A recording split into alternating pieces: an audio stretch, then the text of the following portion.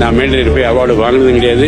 Because they don't respect the character artist in Tamil Nadu. நடிகர் டெல்லி கணேஷ் ஒரு அற்புதமான நடிகருங்க. Hero, villain, comedian, guest role. அவர் நடிக்காத கேரக்டரே கிடையாது. எந்த படத்தில் நடித்தாலும் அவரோட கேரக்டர் பேசுகிற மாதிரி தான் இருக்கும். நாயகன் படத்தில் ஐயர் கேரக்டராக இருக்கட்டும், ரஜினி சாரோட 100வது படம் ராகவேந்திராவில் வந்து அப்பண்ணா கேரக்டர், அபூர்வ சகோதரர்களில் வந்து வில்லனா பண்ணியிருப்பாரு, அவ்வை சண்முகியில் வந்து காமெடியனா பண்ணியிருப்பாரு. இது போக சீரியல், ஆடு, இந்த மாதிரி சின்ன திரையிலையும் வந்து நிறைய நடிச்சிருக்காரு. இவ்வளவு நடித்த மனுஷனுக்கு வந்து எந்த விதமான ஒரு அவார்டோ ஒரு எதுவுமே செய்யலை. லாஸ்ட்டாக ஏதோ ஒரு அவார்டு கொடுக்கணுன்றதுக்காக கொடுத்தாங்க. அதுக்கு முன்னாடி பார்த்தீங்கன்னா நாகேஷ் ஒரு இதில் சொல்லியிருப்பாரு. நாகேஷும் அதே மாதிரி தான் பெரிய நடிகர். அவர் மாதிரி நடிக்கிறதுக்கெல்லாம் இனிமேல் ஒருத்தன் பறந்தா வரணும். இவ்வளோ நடிச்சா எனக்கு ஒரு சின்ன விருது கூட கொடுக்கலன்றது தான் வருத்தமாக இருக்குன்னு சொல்லியிருந்தாரு. அதே மாதிரி வந்து MS பாஸ்கர் பார்த்தீங்கன்னா அவரும் ஒரு சிறப்பான நடிகர். டப்பிங்ல இருந்து காமெடியனாக இருக்கட்டும், வில்லனாக இருக்கட்டும், எல்லாரும் வந்து சிறப்பாக பண்ணுறவர். அவருக்கும் எந்த விதமான விருதும் ஏதோ கொடுத்து கௌரவிக்கல. விருதுன்றதெல்லாம் விஷயம் இல்லைங்க. மக்கள் மனசில் எவ்வளோ இடம் பிடிச்சிருக்காங்கன்றதான் விஷயம். டெல்லி கணேஷ் வந்து சினிமா இருக்க வரைக்கும் வந்து வாழ்வார்.